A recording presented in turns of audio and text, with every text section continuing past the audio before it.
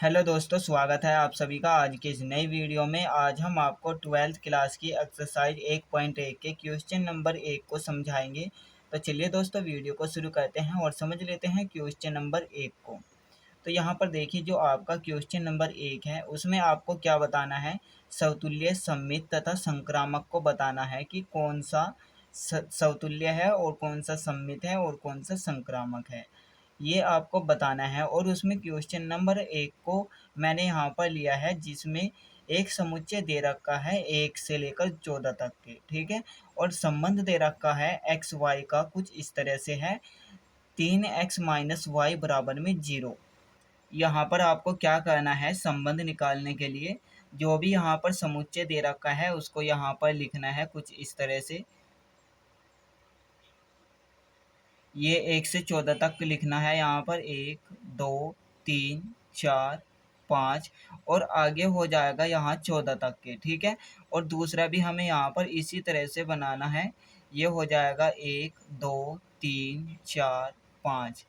ये कहाँ तक हो जाएगा, ये भी हो जाएगा 14 तक, क्योंकि समतुल्य, सममित और संक्रामक हमें एक ही समुच्चय में निकालना होता है। तो यहाँ पर समुच्चय दे रखा है 1 से लेकर 14 तक की संख्याएं, ठीक है।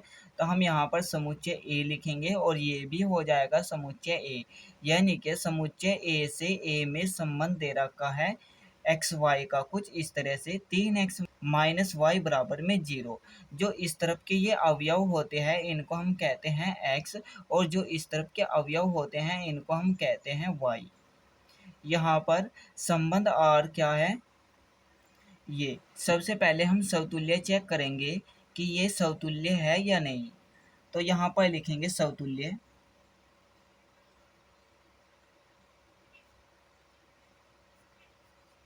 इसमें आपको क्या देखना होता है कि यहाँ पर जितने भी अवयव है यानी कि x जितने भी है उनका स्वयं का संबंध स्वयं के साथ होना चाहिए, यानी कि 1 का संबंध 1 के साथ होना चाहिए, 2 का संबंध 2 के साथ, 3 का संबंध 3 के साथ, और जितने भी अवयव है उन सभी का अपने आप से संबंध होना चाहिए, यानी कि 14 का संबंध 14 के साथ भी होना चाहिए।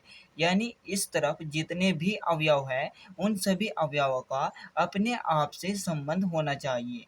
तो यहाँ पर हम कहाँ से शुरू करते हैं, यहाँ पर इस समीकरण में हम y को x मान लेंगे। तो यहाँ पर लिखेंगे माना y बराबर x। अब हम y के स्थान पर इस समीकरण में x रख देंगे, यहाँ पर x रख देंगे। तो यहाँ से हमारे पास क्या आएगा, ये हो जाएगा 3x माइनस एक्स हो जाएगा, क्योंकि y के स्थान पर x रखेंगे, माइनस एक्स बराबर 0। अब आप ये बताइए कि 3x में से जब हम x को घटाएंगे क्या 0 आ जाएगा, नहीं आएगा, क्योंकि यहाँ पर x के स्थान पर हमें यहाँ से कोई भी संख्या रखनी है, 1 से लेकर 14 तक की कोई भी संख्या रख लो, वो आपकी मर्जी है। तो सबसे ज़्यादा जो भी संख्या हो, मतलब सबसे बड़ी जो भी संख्या हो आप उसी को रखना। यहाँ पर एक छोटी सी बात याद रखना कि यहाँ पर यानी x में जो भी सबसे बड़ी संख्या हो सबसे पहले आप उसी को यहाँ पर रख कर देखना, उसके बाद आप छोटी संख्याएं रख सकते हैं। तो यहाँ पर सबसे बड़ी संख्या 14 है, तो मैं यहाँ पर x के स्थान पर 14 को रखूँगा। तो ये हो जाएगा 14 तिया 42 माइनस 14, तो कभी भी 0 नहीं आएगा। तो हम यहाँ पर डज नॉट इक्वल टू 0 कर देंगे, यानी यहाँ से हमारे पास क्या आया कि x का संबंध x के साथ जो है बिलोंग नहीं करता, किसमें, संबंध आर में, यानी कि x का संबंध x के साथ नहीं है। इस तरह से हमें दिखाना है। तो इसको हम कहेंगे कि r समतुल्य नहीं है, r स्वतुल्य संबंध नहीं है। अब सममित को चेक करेंगे। सममित, इसमें आपको कहाँ से शुरू करना है, एक संबंध दे के रखा हुआ होता है और दूसरे संबंध को निकालना होता है। एक संबंध कौन सा होता है, ए का संबंध बी के साथ। तो यहाँ पर देखिए x और y लिखा हुआ है, तो हम यहाँ पर क्या लिखेंगे, x कोमा y कर देंगे, x comma y। Belongs to R, यानी कि x का संबंध y के साथ ये कहाँ पर बिलोंग कर रहा, आर में, यानी कि ये संबंध में है। तो हमें क्या निकालना, इसका उल्टा। अगर हमने इसका उल्टा निकाल लिया तो हम कहेंगे कि सम्मित संबंध है। तो यहाँ पर देखिए x कोमा वाई का क्या मतलब हुआ, 3x माइनस वाई बराबर 0, इसका ये मतलब हुआ, यानी कि x कोमा वाई का मतलब हुआ ये और इसका मतलब हुआ ये। तो हम यहाँ पर x कोमा वाई के स्थान पर रख देंगे 3x माइनस वाई बराबर 0, 3x माइनस वाई बराबर 0 कर देंगे। अब आपको क्या लेकर के आना है, y कोमा एक्स, यानी कि x के स्थान पर y कर देंगे और y के स्थान पर x कर देंगे। तो इस समीकरण में भी हमें ऐसा ही करना है, 3 को जुगातू रखेंगे, x के स्थान पर y कर देंगे माइनस और y के स्थान पर x कर देंगे, क्योंकि हमें इसका उल्टा लेकर आना है। अब बताइए कि ये 0 के बराबर हो जाएगा, ये कभी भी 0 के बराबर नहीं होगा। क्यों नहीं होगा, मैंने बताया था कि यहाँ पर सबसे बड़ी संख्या को रख लो, तो ये हो जाएगा 14 या 42 माइनस, और यहाँ पर भी 14 को रखेंगे, यानी कि सबसे बड़ी संख्या को, तो 42 में से 14 को घटाएंगे तो 0 नहीं आएगा। तो हम क्या करेंगे, इसको, इस कंडीशन को इसमें अप्लाई अवश्य करना है, क्योंकि ये दिया हुआ है, यानी ये संबंध फिक्स है। तो यहाँ पर हमें कोई थोड़ी सी छोटी संख्या को रखना है जो x और y के मान, x और y के मान यहाँ पर रखने पर 0 हो जाए। अगर मैं y के स्थान पर 12 रख दूँ, यहाँ पर 12 रख दूँ y के स्थान पर, और यहाँ पर x के स्थान पर 4 रख दूँ, तो ये 0 हो जाएगा, यानी कि 4 तिया 12 माइनस 12, तो 0 हो जाएगा। यानी मैंने यहाँ पर क्या किया, x के स्थान पर 4 को रख दिया और y के स्थान पर 12 को रख दिया, तो ये हो गया हमारा कितना, 3 गुणा 4 और माइनस वाई यानी कि 12, तो ये हमारा 0 के बराबर आएगा। अगर मैं इसका उल्टा कर दूँ क्या, तब भी ये 0 ही आएगा।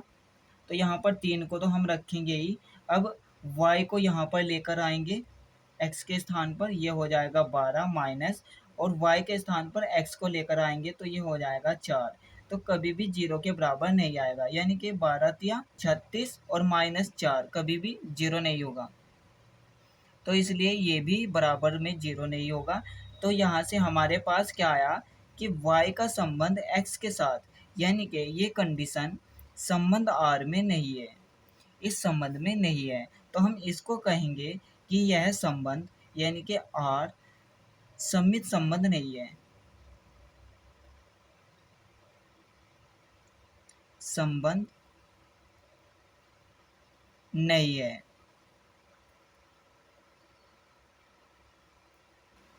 अब हमें संक्रामक संबंध को चेक करना है कि ये संबंध एक संक्रामक संबंध है या नहीं, तो यहाँ पर लिखेंगे संक्रामक।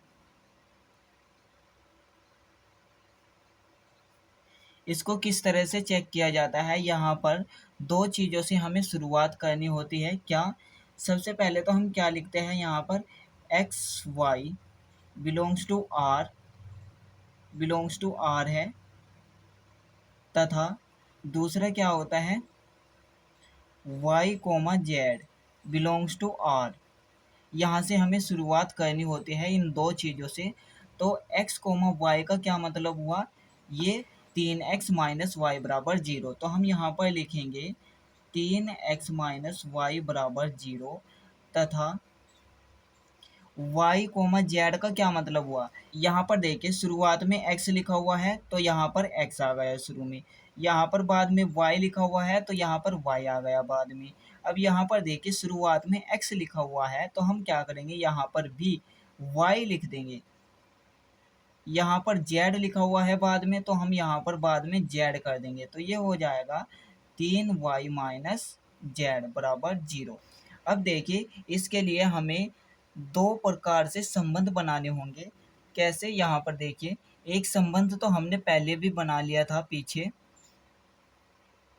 कौन सा संबंध था, 1 2 3, और ये था 14 तक के यहाँ तक, और दूसरा भी 1 2 3 4, और कितना हो जाएगा 14 तक।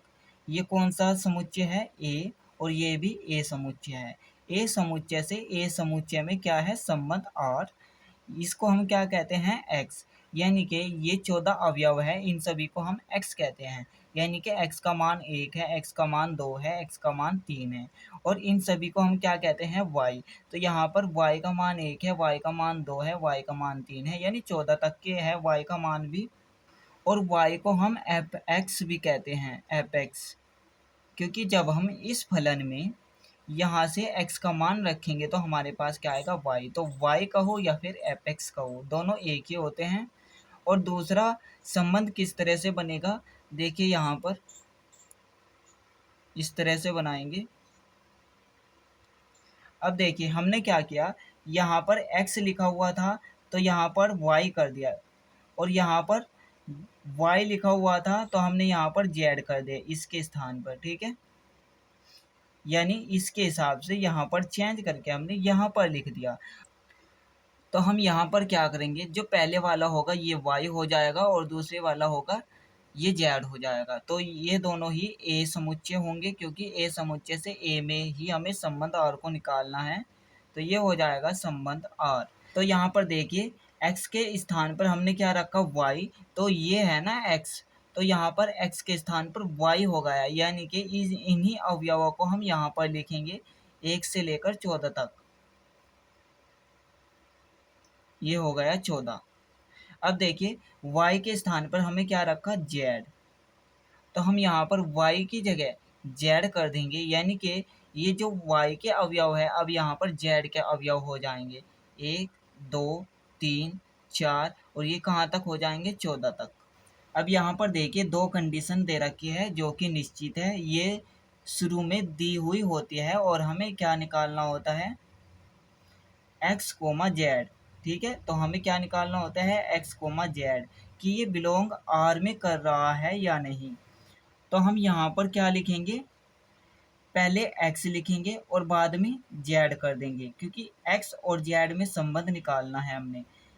तो यहाँ पर क्या हो जाएगा, एक्स के स्थान पर एक्स हो जाएगा, यानी कि 3x, माइनस के स्थान पर माइनस ही रहेगा, y के स्थान पर यहाँ पर z निकालना है हमें, तो हम यहाँ पर y के स्थान पर क्या करेंगे, z रख देंगे, तो बराबर 0।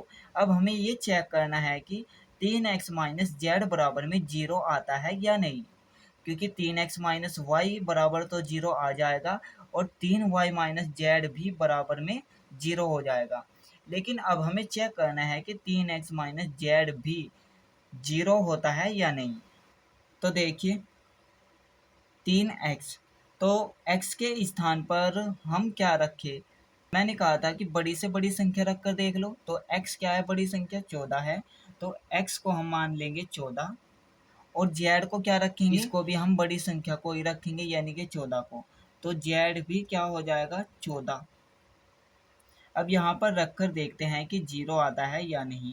तो 3 गुणा में x का मान 14 माइनस z का मान 14, तो बराबर में 0 कभी भी नहीं आएगा। तो हम यहाँ पर डज नॉट इक्वल टू 0 का चिन्ह लगा देंगे।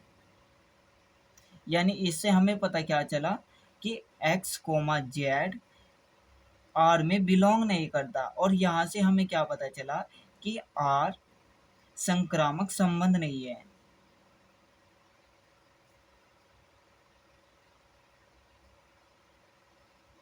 नहीं है।